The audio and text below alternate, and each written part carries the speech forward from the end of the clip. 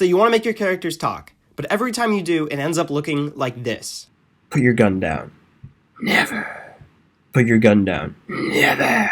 Ah! This feels stale because the viewer is now watching pictures of Lego instead of a video. That's a problem, and it's going to make people click on something else. So how do you fix this? Well, let's look at Edbound, one of the top brick filmers on YouTube.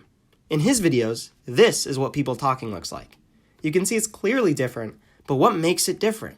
Well, the figures move, sure, but just moving your figures around won't necessarily look good. You have to move them with purpose. And in Edbound's videos, 2 tricks are used to create that purpose. The first is to record your audio before you film. This way you know when each character says what and for how long. It allows you to actually match their movements with what they're saying, which is extremely helpful for part 2. To match up the audio, write down how many seconds each character talks for and multiply it by your frame rate. That is how many frames you need to take of the character.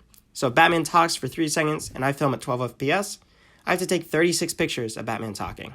Part 2 is exaggerate everything! See what I did there? Look at videos of real people talking, and take the little movements people make with their hands and faces and turn them to the extreme. Look at this example from Edbound.